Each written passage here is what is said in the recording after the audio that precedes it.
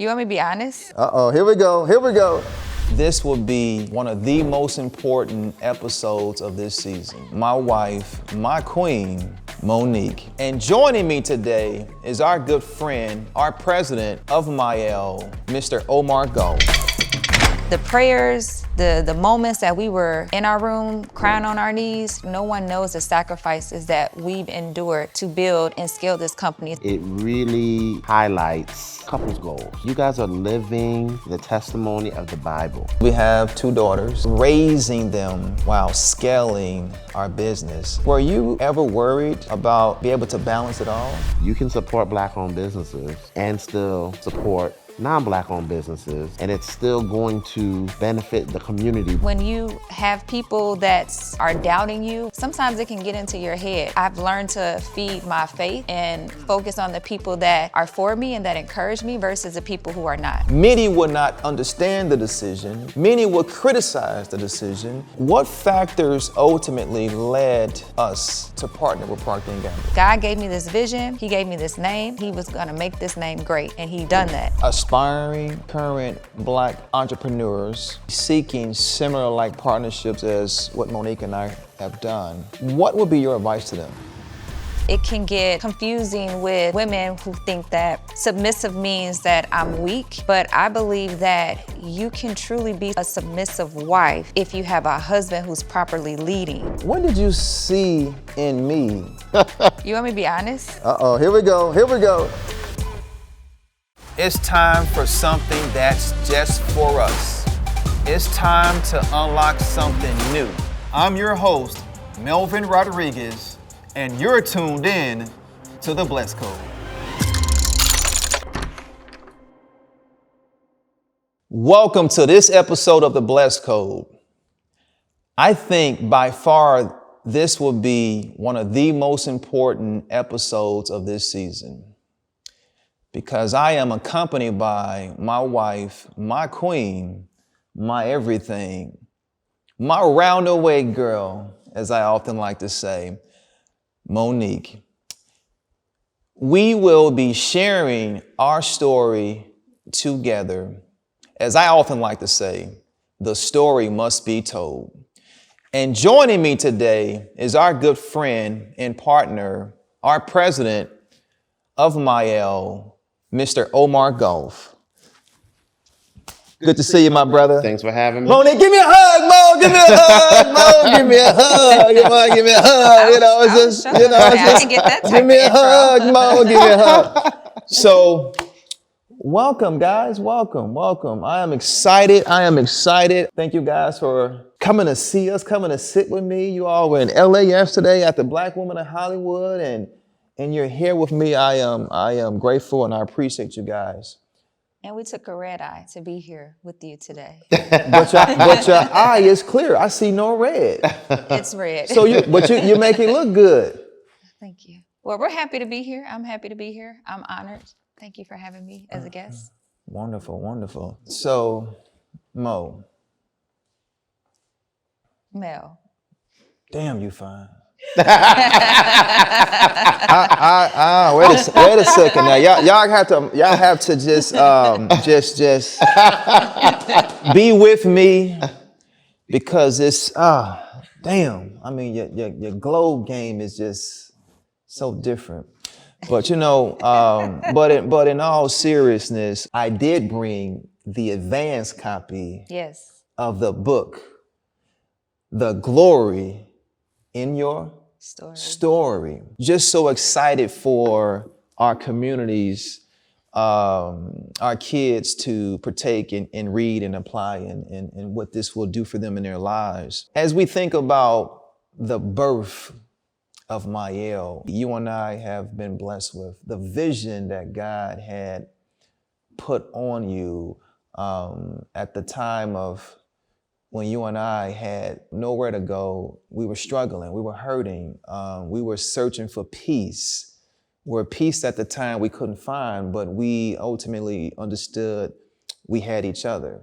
And for me, obviously seeing your brokenness, your hurt, your tears, it lit a fire into me to try to find a way to just see you smile. When we talk about the birth of this blessing, this great name, Mielle, many know that we started back in 2014, but few know the personal story behind it. I want you to take us back to that moment of our loss, of our pain, and how it led to this creation. So obviously, going through what we went through was very traumatic. It was devastating for our family. And, starting Mielle was purposeful.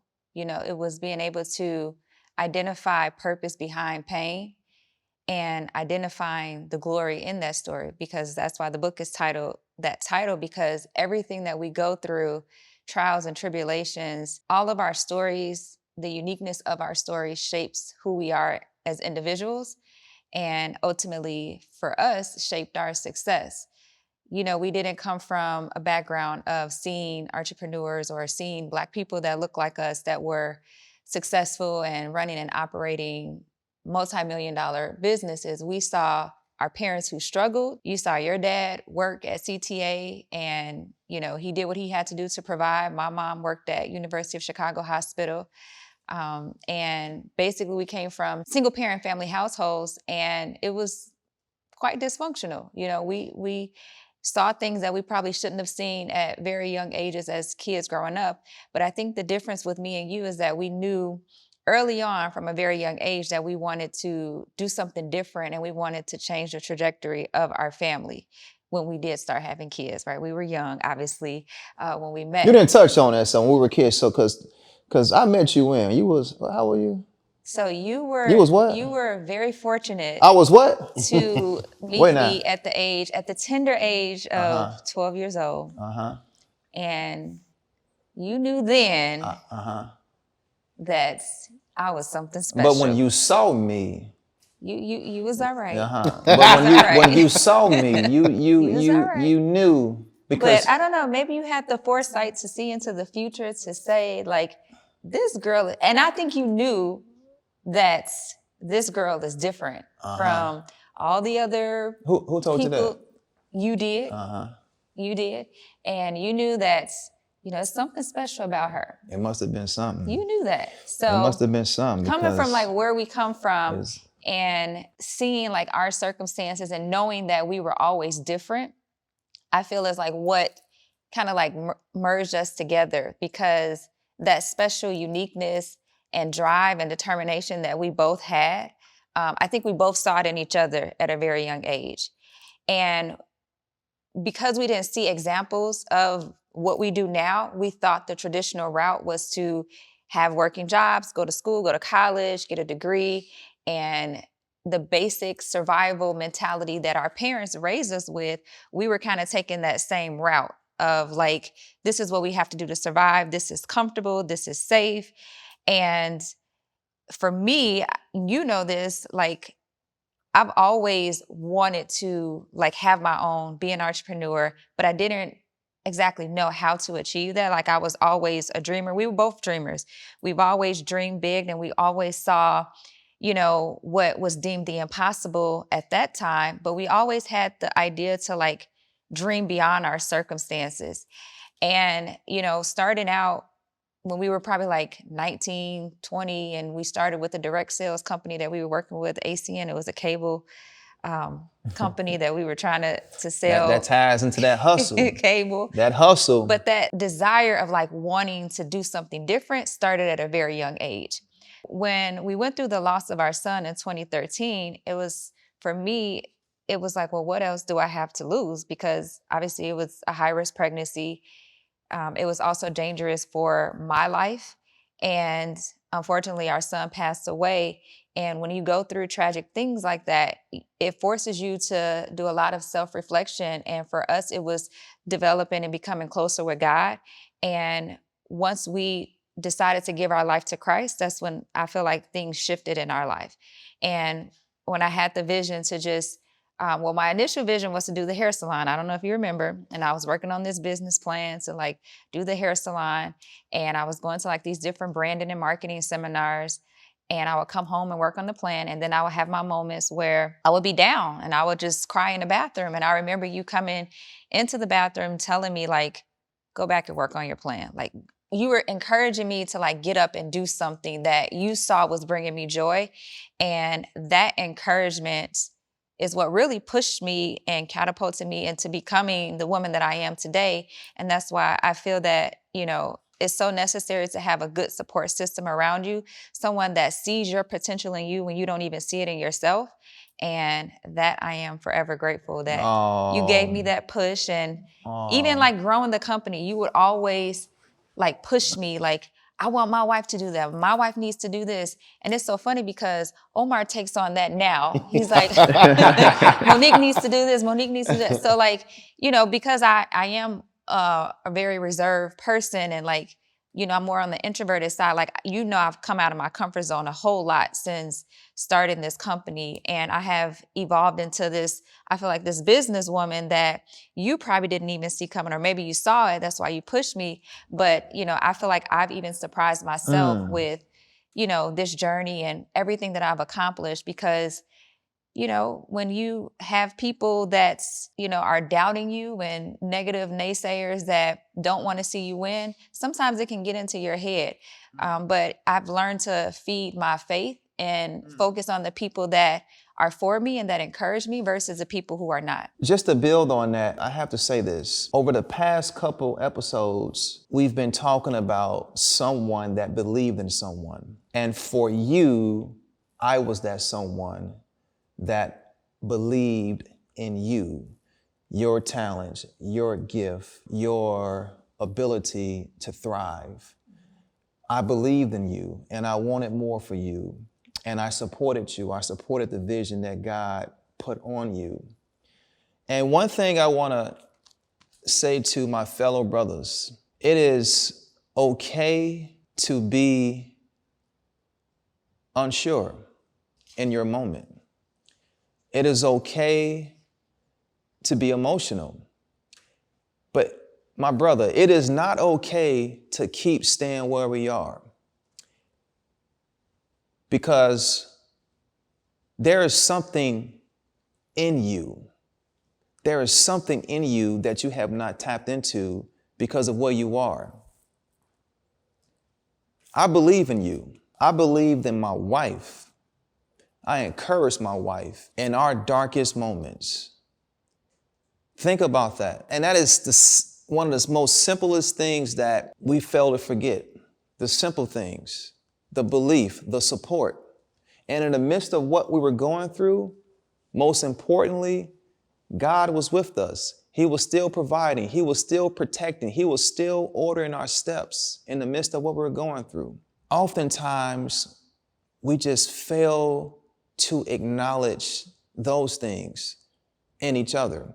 And that's all it took. And as I believed in you, from there, the birth of Mielle was born. I feel like a lot of couples that are like wanting to start a company together, because we get asked this question all the time, like, how do you guys work together? Like, how were you guys able to build a company together? Like people, and even men, they wonder, like, how are you able to like let your wife shine? And I think it's important that, you know, people know you got to take the egos out of it. It's a mutual lane of respect that we have for each other, you know, and keeping God first at the center of everything that we do. And more importantly, communicating and respecting each other's gifts and talents. Like, you have something to offer Mielle that I couldn't offer. I have something to offer Mielle that you couldn't offer. So like when we were able to like merge those two gifts and lanes together, that's how we were able to create something so magical. And we knew that we couldn't do it without each other. And we also knew that we couldn't let our egos or even Mielle get in the way of our marriage, because we were married before Mielle, we were friends before Mielle, and we will continue on our marriage, our relationship, our friendship, so on and so forth, forever, because we in this forever. You know that, right? You stuck with me. I guess that's what I signed up for. That's interesting. And the power of two. It's all it takes. Someone to believe in someone someone to support someone, the power of two, because where there's two or three, the Bible says it shall be done. And I think the power of partnership. Absolutely, and I want to touch on that as well with my brother Omar, and and how we've essentially passed the baton over to Omar to continue on in this wonderful story. But before that, I want to tap into something, Monique. Early on, call it an icebreaker. Mm-hmm. What did you see in me in the early days? What did you see? Okay. You want me to be honest? Yeah, what did you see? So. Here we go. When I first met you, what I saw in you was this, arrogance, You see what I'm saying now? Come on now. Come on. You asked Why her. she can't? You why asked she the can't be question. thin, light-skinned, young boy who was just so full of himself. Mm-hmm. I thought you were so conceited and you really just But I was worked. confident. I see that now. I was confident. But you asked me in the beginning. But that was your perception, though. Yes, my perception when I was 12 years old, in my young 12-year-old mind, I thought that you was the most arrogant, most conceited person that walked in the hallways of Roosevelt Junior High School. And I think you knew that I really didn't care for you. Like at first I thought you were cute, but then once I started to So how you thought I felt? Be around you, I was like, oh, I'm like, he's so arrogant. Mm-hmm. But then what happened? But then you came to your senses. No. You took them blinders off. No, you were just very persistent. That's right. You were very persistent. That's right. I know what I want. I guess what I want. Yeah. So I guess your arrogance eventually paid off. But now I say your arrogance is really just, you're a very confident man. And which I think why it works so well too, because I feel like it takes a very confident man to be behind his wife and let his wife shine. So stay there. Because I want to speak to that. The confidence that we as men must have. It is a requirement for me to be the man I am that God has created me to be. That is something that as men we lack. The confidence within thyself. The confidence. God has equipped us. He has given us the provision for all that we need. The confidence within ourselves. But these thoughts that continue to circulate in our minds, as the Bible says, as a man thinketh, so is he in his heart. These thoughts that are confusing you to impact your confidence. On the grooming side, fellas, we know we get the haircuts, we look good, we got the crispy fades, we look good, we feel good, we good, but we still are less confident after the grooming experience. It takes a confident man to say, my wife, my significant other, my girl, I got you. I stand with you. I support you. In fact, I want you to shine. I'll take the back seat. I want you to shine. I call it the gentleman's approach, but more importantly, I called it my duty to support my queen. Fellas, stand with me. I need you to receive this because this is something that we struggle with as men. We struggle with being able to support a strong woman. Women were created to be extraordinary as well. So I just want to build on that because we don't see it. We don't see the Melvin and Moniques. We don't see the alignment. We don't see the synergy. We don't see us working and building together.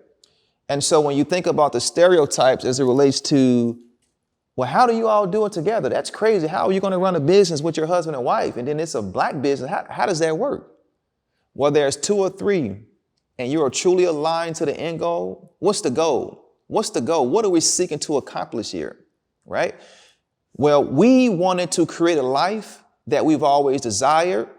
We wanted to create a life that our parents hadn't seen. We wanted to create a life that our children and children's children would be proud of. We wanted to create a life where wealth was the normal conversation in the family. We wanted to create a life to where wealth was normalized within our communities. So what did we do? Together, We stepped out on faith and took the risk and created this unique story. So Melvin, let me just say, number one, I think your message is spot on. We need our brothers, especially in today's time when, our queens are the most educated, graduating college more than any other demographic. It is hard for the Black man, especially, to feel confident right now. But me coming in to watch the two of you dynamic, it really highlights the power of, it really is couples goals. Like, you guys are living the testimony of the Bible. And while the outside world sees Monique as the face of the brand and, the power boss, like, you are side by side making the decisions that enable her to also be at the forefront and do all the things that she's doing.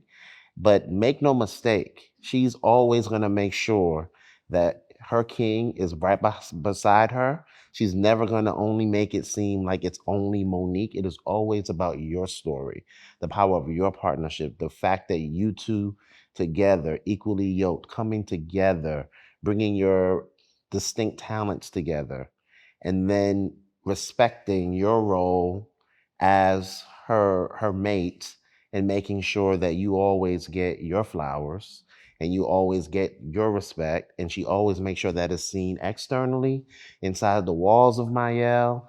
It is just beautiful to see the true partnership that you two have, and that she's not ever going to get lost in the sauce, because it's easy for things to go to your head because the outside world just really sees you and they don't see the man and the power and the force behind you.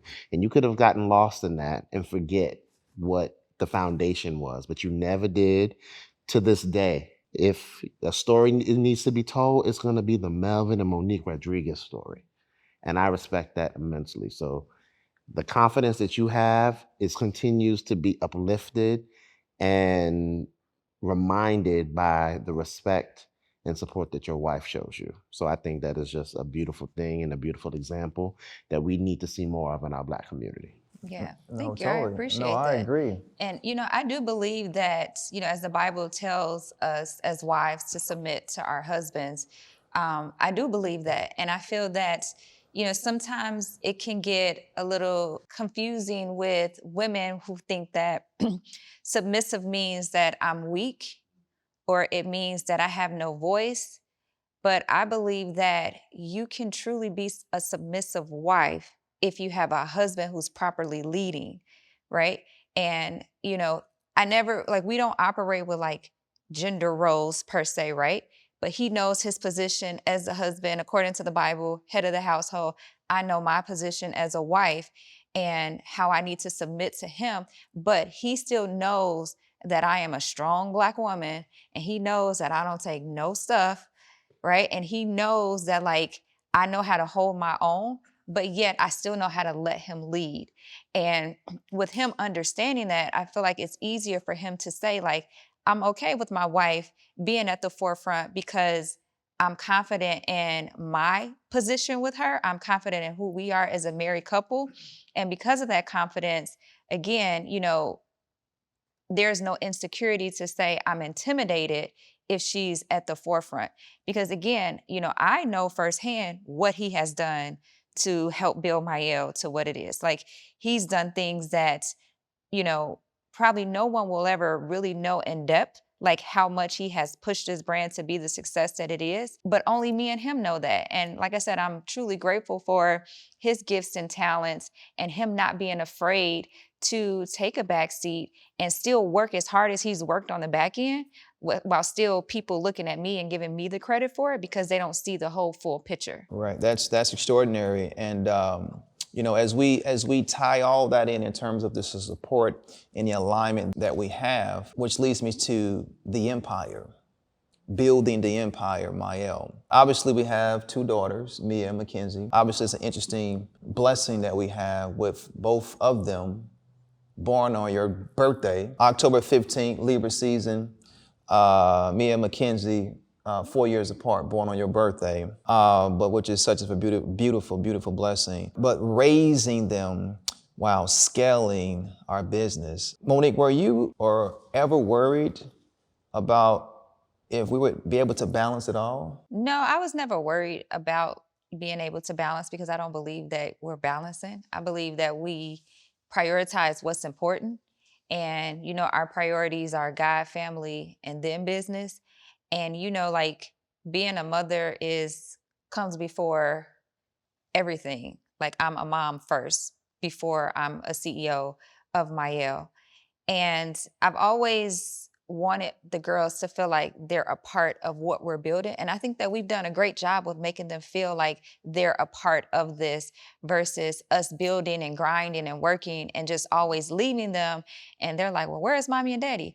We will take our kids with us everywhere. Anytime we can take them, we will take them. Like, that sometimes I pull them out of school because I'm like, oh, this is a field trip. You're going to learn more on this field trip than you're going to learn in school today.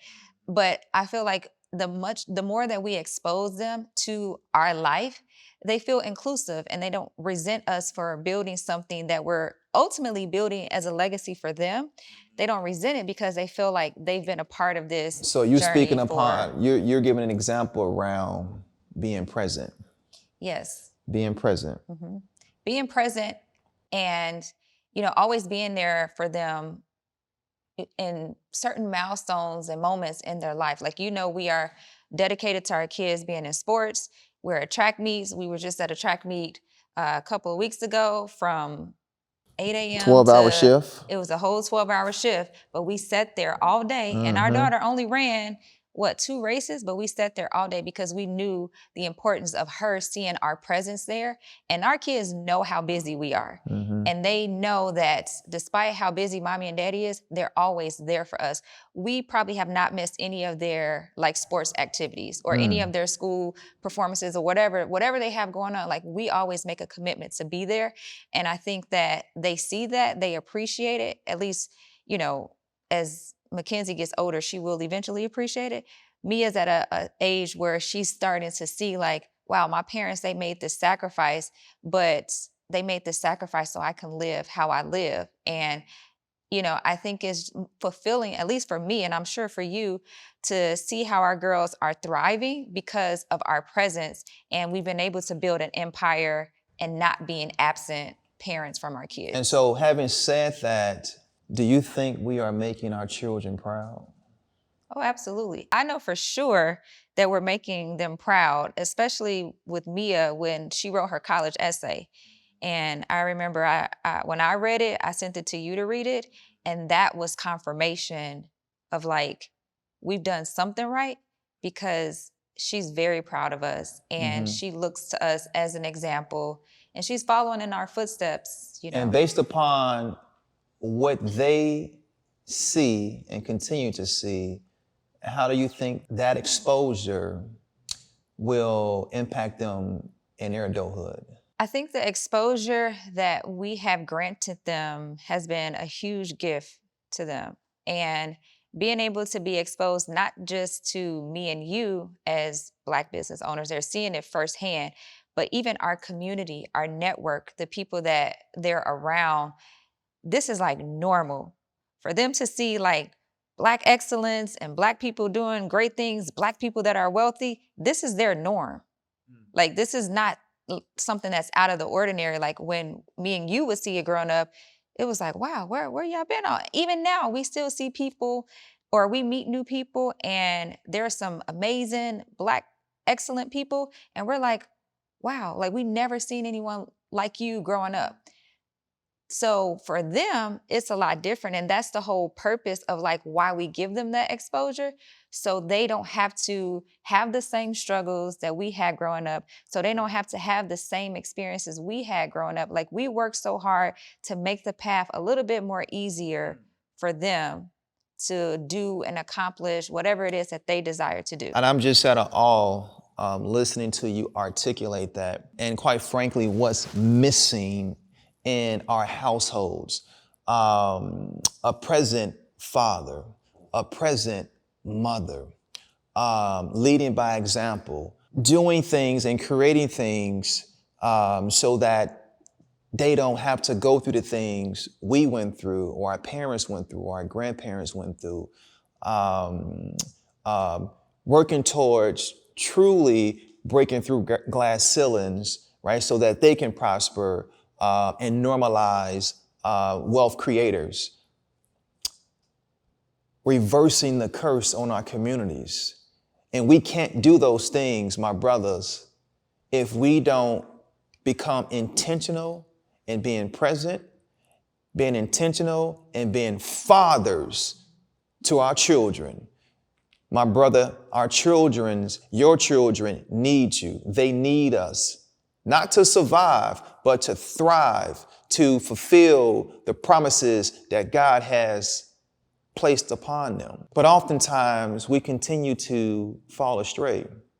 We continue to find excuses.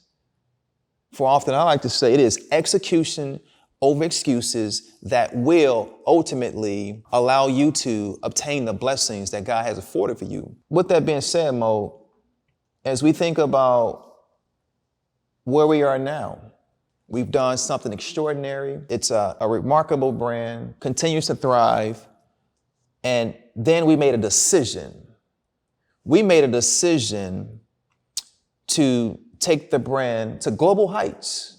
And understanding and making this decision, many would not understand the decision. Many would criticize the decision, but we made the decision. What factors ultimately led us the decision to partner with Procter & Gamble? When we talk about the decision, it's important to understand your heart and who's driving those decisions.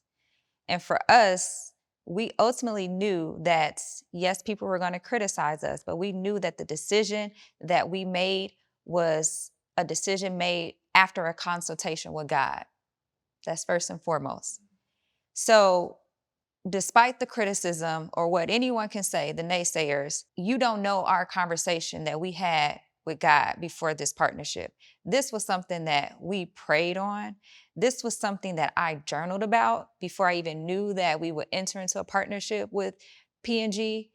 So the prayers, the moments that we were in our room, crying on our knees, trying to figure out how to make this work, no one knows the sacrifices that we've endured to build and scale this company to the heights that we have accomplished. That's why the criticism can't bother me, because I know who's driving my decisions. And ultimately, this partnership was because we wanted to be a global beauty brand. It was never the idea to be mediocre. Like, we could have built something, stayed on e-commerce, not even entered into retail. We could have did what we wanted to do and been a full digital e-commerce business, and that would have been fine. But that wasn't my goal. My goal was to speak to the masses. Like you said, God gave me this vision, he gave me this name, and he was going to make this name great. And he'd done that. And knowing that that was our goal, our end goal, what did we have to do strategically to back into this goal, to ultimately align and partner with a strategic company like a P&G that understood who we were as a brand, that understood our values, our authenticity, how we wanted to grow globally and take the brand to the next level, and aligning ourselves with the right partners, the expertise and access that we needed to have to scale. Because when you're building a company, especially when your company is growing so fast, we didn't come from the space. We didn't come from the business world. And the company grew so fast where it was starting to outgrow our expertise. And there is nothing wrong with that. You have to be able to have self-awareness, humility to understand and say, I need to raise my hand and ask for help, because I've gotten the company and we've built the company to a great company as far as we can get it. But we knew, especially as a Black company, that we needed help, resources, because that type of help, access, and resources wasn't just handed to us being a Black couple, right? We had to raise our hand and ask for help and seek the right help and partnership that will ultimately help further and realize our vision and our potential for the brand. And that's what we did. And that's why we decided to partner with P&G, because of who they were as a company, how they believed in our company, and how they still continue to this day to keep the heart and soul and authenticity of the brand, but still scale it, but still protect our core consumers and our core base of who we spoke to that helped build the company to where we are today. And obviously the decision was made, and we had great conviction in the decision. And obviously understanding where there is great success, persecution is to follow. And as we think about our community, our supporters, and the concerns about Mielle, call it no longer being Black owned, Black founded, how did you respond to it? How did it make you feel? Well, I looked at it as an opportunity to educate. Because again, this is not something that is normalized in our community. There have been, 3, 4 Black-owned brands that have got to the position to scale and to eventually have acquisition or exit or partnership. So even getting to have a seat at that table is a huge accomplishment. And that's what, our community, we have to educate our community to know that this is a huge deal. This is actually something that we should celebrate in our community and not tear a Black-owned business down for doing something that is celebrated by other cultures every day. So I looked at it as like, how can we make this announcement and make it in a way where we are trying to educate the masses on why this is important. As a Black community, we tend to complain about there is a lack of access to products in the stores. We have a small section of products for the textured hair category. We complain that there's not enough, we don't have room. No one's given us that accessibility, but yet when a Black company like Mielle grows to try to give you more access to having great products and to increase the shelf space, then we get the backlash. But we're trying to do what the community is complaining about that we don't have access to. So it's like a double-edged sword. And, we just have to continue to normalize this conversation of why this is important, because with this partnership, it has allowed us to then give back to our community and to do more and create not just wealth for us, but create generational wealth for the communities that we serve. So who much is given, much is required. We haven't built this company to where it is today to keep all of this knowledge to ourselves, to keep all this wealth to ourselves.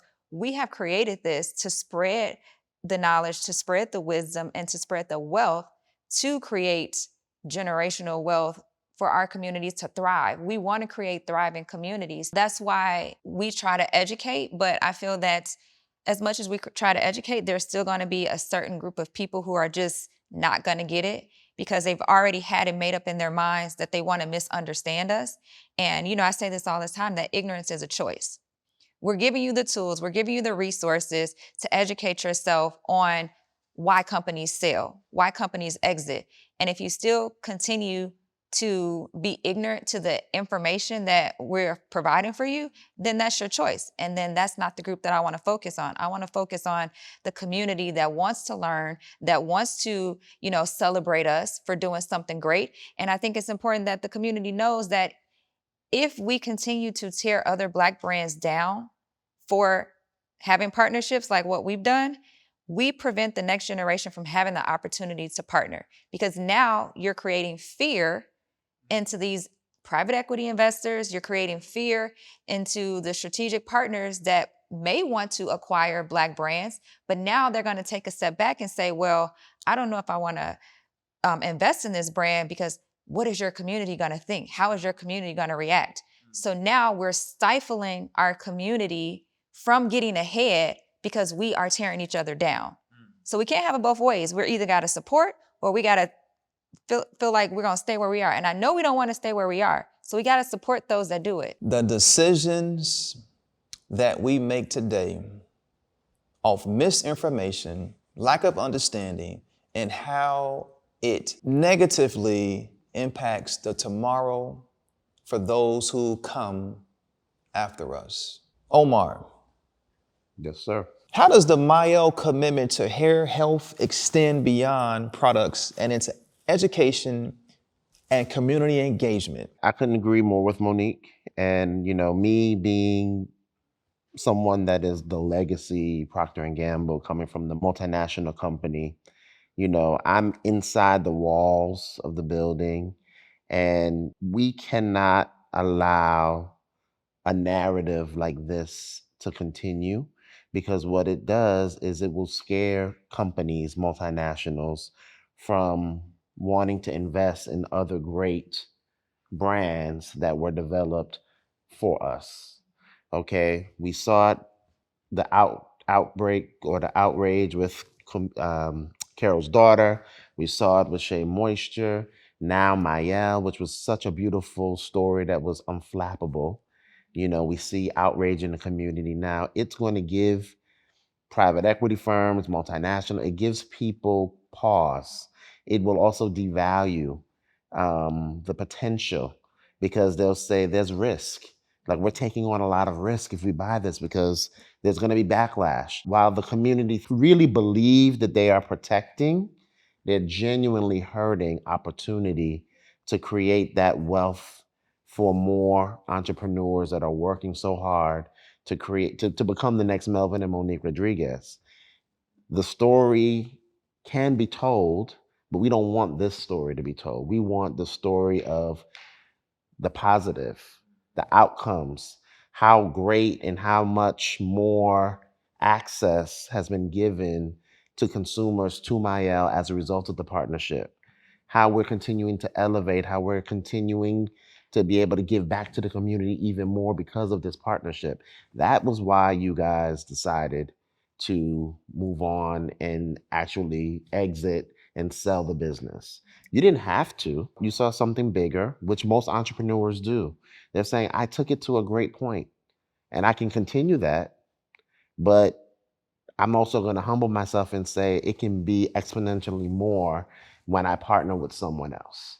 And I think that takes courage, that takes great humility, and it's ingenious. The other piece of it that I think is not known is the faces behind the brand, and even the faces that exist within the multinationals. So you guys, one of the key reasons why you chose Procter and Gamble is because you saw the level of diversity within the walls of Procter and Gamble at very senior levels.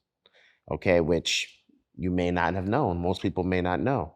But then how you guys built the Mielle business, very diverse. I would say, 95% of the company multicultural, probably 75% Black. And so, as the community, if the community is trying to protect the community by saying only support Black owned, what it ends up doing is it ends up hurting the families and employees of whom you have hired, whom you have entrusted to build this brand that they loved. Turning your backs on that brand actually hurts those that are also in the community disproportionately more.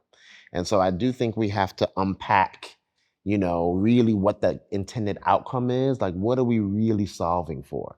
Because we cannot forget that there are a lot of faces that look like us leading these companies and leading these brands. And so it's really layered. It's really not that simple. And I think people really need to take the time to really unpack what outcome they're trying to solve by saying, I only want to support Black owned. Omar, you make some very, very valid points and much needed. Alternatively to that, what else can we do? What can we do? Well, I think what we should do is we should continue to support the brands that we love based on why we love them. You didn't love Mielle only because it was Black owned. You loved it because the products were great. The products made you feel a certain way. And as long as that continues, you should continue to support that brand. But if you do want to, feel like, hey, I want to invest in companies that are founded by us, that's okay too. Right. It doesn't have to be a either or one way or the other. I think there's enough opportunity, there's great products out there that exist that you can support more than one without necessarily denigrating something else. Because the reality is, in your lifestyle, in your all of the things you purchase, whether it be the clothes, whether it be the food items. Like, it is about sharing the gifts of the world. Everyone is contributing to our society, and everyone deserves to be rewarded for creating great products. And so my belief is you can support Black-owned businesses and still support non-Black-owned businesses, and it's still going to benefit the community, because I never worked for a Black-owned company before. I worked for a multinational. I'm so fortunate to have had the opportunity to work for a multinational. Procter & Gamble has been good to me. But if consumers turn their back on Procter & Gamble, then that impacts my livelihood. So even by you supporting Procter & Gamble, you're supporting the community. And I just want to add to that too. Another thing that we can do or we should do is to fact check and do our own research and not allow, social media or any type of misinformation to lead our decisions as a community. We all know that misinformation and gossip spreads way faster than the truth. So if you are seeing things on social media and you're hearing things from your family member or friends or associates, don't just be quick to say, oh, I'm not going to buy that product. Do your own homework, do your own research, ask questions. I feel like I am a very accessible CEO. There have people that have been asking me questions in the DMs, and I will gladly, happily answer any questions. But, just don't be so quick to jump on the bandwagon and try to attack because it seems like that's what's popular and what's cool without doing your own homework and research. That is interesting, because as we think about the go forward, the big picture, what the bigger picture here, Omar, in terms of challenges, what do you see Black-owned brands facing in retail? Ironically enough, today is the economic boycott day. I didn't know that in 2025 we would have to be here. It's disheartening, but it's real. What I see is it will be extremely difficult for brands that don't have breadth and depth of distribution to sustain boycotts of this nature. Not all brands are fortunate enough to have an infrastructure where they can support all the people that love their brand from their D2C business.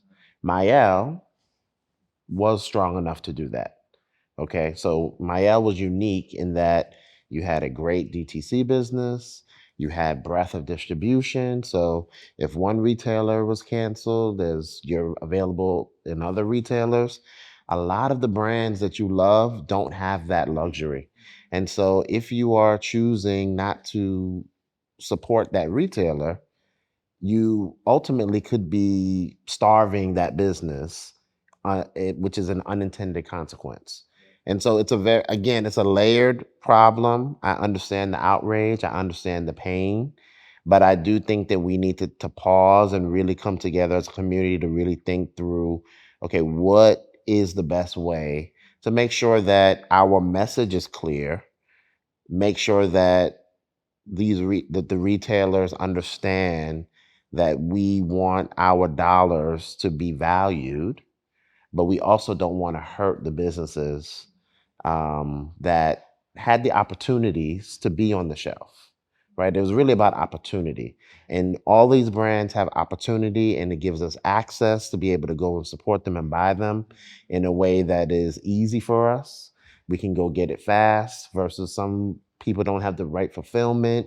And so then that becomes a bad customer experience for me, and then that'll change how I perceive that brand. And so we really need to, I think, come together as a community and pause and really think through, like, what is truly a way to drive the systemic change we need to get back to normal, which is access and opportunity for good products to serve the unique consumer needs that exist broadly.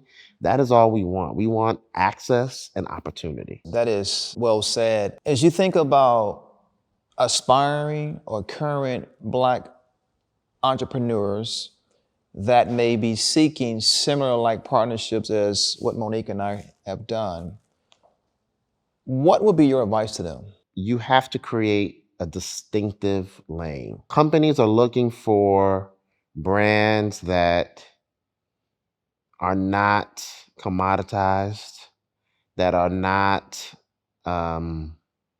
so distinct that it's not something that you can scale, too niche. Like, it needs to be a brand that I can see runway. I have line of sight to great runway, right? Because a company is making an investment. I don't want a, a company like a P&G is not trying to buy a brand for 5 years and then move on. We want to see this brand be amazing for the next 100 years. So what does that look like? And so if you're too niche and don't have the malleability to be global, to expand into other categories, if the equity of the brand is unclear for who it's for and why they love it, then it's going to be hard for you to get the investment. But you do need to be highly productive. And so working with your retail partners on making sure that you have the right marketing support, you have the right shelf support, because if you're not productive, it's going to be very difficult to get the investment from a company to say, I want to put money into you on the hopes that you're going to be successful. I have to know that you're going to be successful from the gate. That is extraordinary. That's great advice. When we started Mielle, we started on the principles of serving our communities first. Then we would look to sell shampoo and conditioner, serving, and we've led by that. And as we think about the next chapter for Mielle and years to come, Omar, how does Mielle continue to uplift and amplify our communities, Black creators, and entrepreneurs? We do it in a number of ways. So, one of the things that, I'll say back to your theme around belief. I have to thank you both for believing in me, because that also was a choice. I want to thank those that believed in me to even connect me to the opportunity to, once Procter & Gamble announced the partnership with Mielle, choosing me to be the first person that you were exposed to have the opportunity to partner with you. But I took that very seriously in terms of understanding the ways that you build community, you build relationships, and how critical that is to the ongoing success. Giving people opportunity, lifting as we climb. Those are things we continue to do. So when I think about how I want to approach collaborations, using the brand voice and power of Mielle to help bring awareness to other brands that may not have that same equal or equivalent level of awareness. That is service. When I think about who we look to partner with, the fact that our last commercial was done intentionally with a Black-owned, women-led agency to make a commercial for us. Like, there are not that many of them out there, but we found the one and said that that's who we want to give that opportunity to.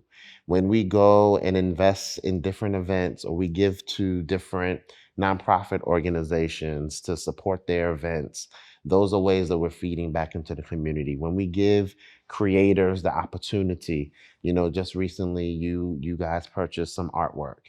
That is sowing a seed into the community. That is you leading by example and us seeing, okay, what are ways that we can do that as the Mielle brand and continue to do that in the Mielle brand? Giving people opportunity to come work for us. What's the future internships? What are the future leaders that we bring fresh out of college to come work on this amazing brand? We are looking at multifaceted ways to continue to excite and invest in the community and bring and lift as we climb. That is going to continue. Lift as we climb. And that is exactly what we must remain to be intentional of doing. Lifting as we climb.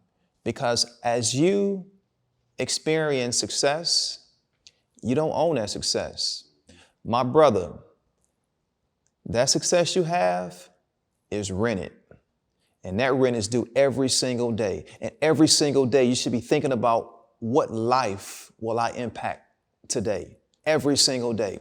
And how do we get to that way of thinking, this mindset that we must embrace every single day of our lives? And since the inception of Mielle Organics, that has been the sole DNA of truly to who we are.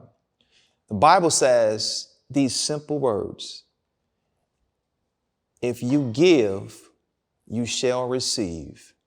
Simple. And that's all we have ever done since day one. Giving and giving, giving, being a cheerful giver. And I encourage you to embrace the blessing of giving. Here at the Bless Code, Monique, we like to end with a code that you live by daily. What are the key principles that make up your personal Bless Code? Yeah, so the principles and codes that I live by, I have to relate it back to scripture. One of my favorite scriptures is Habakkuk chapter 2, verse 2, write the vision and make it plain. Because you know firsthand that I'm big on writing the vision, praying over it, and giving it to God and seeing that vision come to fruition. I've given you multiple examples of why that scripture is so true. And then the other scripture is, to whom much is given, much is required, because I know that there's a huge responsibility on both of our shoulders, that God has blessed us with this gift to, do what we do and to do what we love, but all with the importance of giving back and bringing people closer to God and God's kingdom. That's ultimately what we're here on this earth to do, is to give God the glory in everything that we do.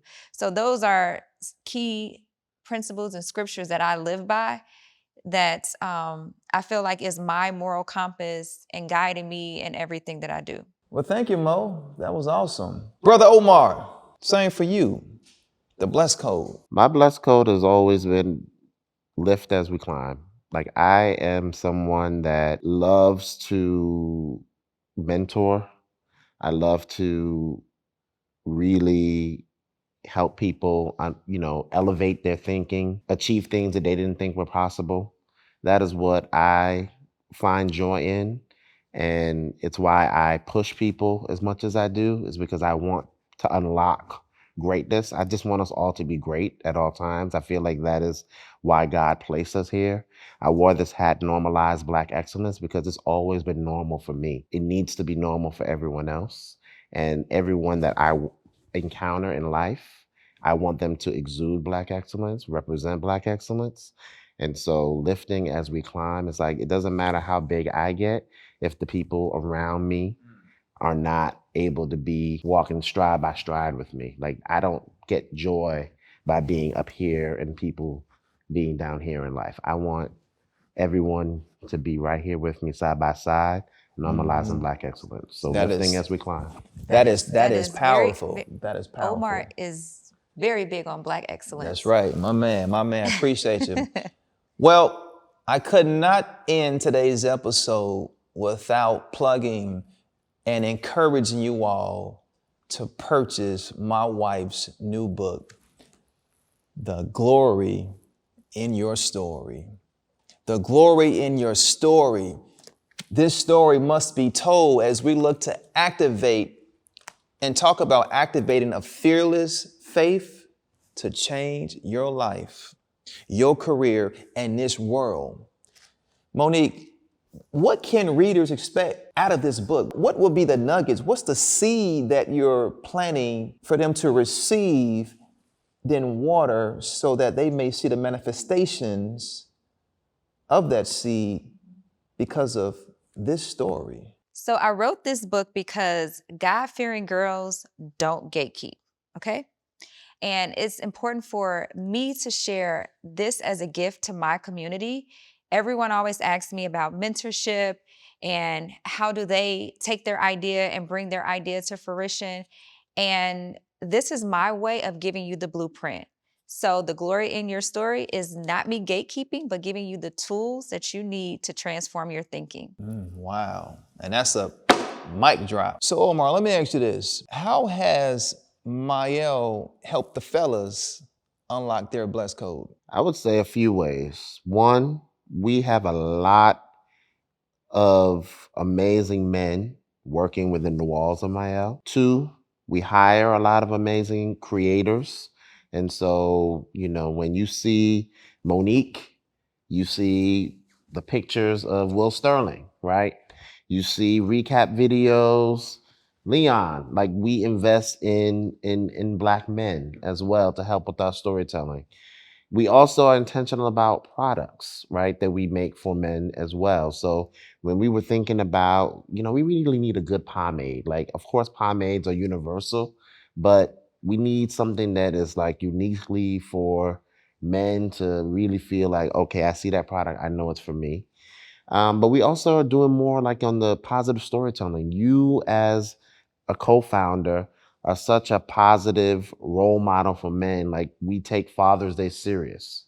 So we want to do more storytelling with Father's Day. We're bringing more males into, we just did shoots with Kobe from the Bulls, right? Because men have hair too. And so Mielle is a great product for all men. And we want to make sure that we're using our brand voice to uplift male stories as well, and the role that they're playing in, even in their significant other's hair journey, like greasing the scalp.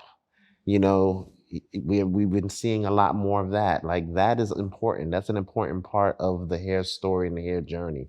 And so you're going to see a lot more intentionality from the brand, showcasing love stories, sharing fatherhood stories, and then even products that are definitely going to be, with scents that, feel more universal and things of that nature. So fellas, that is why it is extremely important that you have a bless code, because when you look good, you feel good, and so you are good to go conquer whatever it is that you desire in your lives. So Monique, I haven't shared this with you yet, but we are going to make April 15th an official Glory in Your Story Day on Mielle Organics, where we're going to be inviting our mavens to talk about the glory in their hair story, because that is how you started this brand. You were finding your joy in making yourself beautiful and taking care of your hair, right? And we know that that is the joy that our mavens have when they use Mielle. So I want to invite them to really talk about the glory in their story and how Mielle has helped them in their hair story. So we will be dedicating our social media on the 15th as the official Glory in Your Story Day for all of the hair stories that we know our mavens want to be told. You only get breaking news like this on the Bless Code. Wow. Thank you. I love that. Monique, Omar, I think we have addressed the power of one's faith. And I think we have done what I often like to say most: the story must be told. I thank both of you all for joining me and sharing this story, this monumental story. I thank you guys for being able to help me bless the culture. Mm-hmm. With that, thank you guys, Brother Omar. Appreciate you, sir. Yes, sir. Miss Mo, come give me a hug. Mo, give me a hug, Mo. Monique, the love of my life. Thank you for joining this episode of The Bless Code. Living by His Code is a journey full of grace, growth, and opportunities to bless others. If today's episode spoke to you, please share this powerful message, and don't forget to subscribe, leave a review, and connect with us on social to stay grounded, grateful, and blessed. Until next time, keep your faith strong, your heart open, and live life you're destined for. I'm your host, Melvin Rodriguez, and you just unlocked another Bless Code.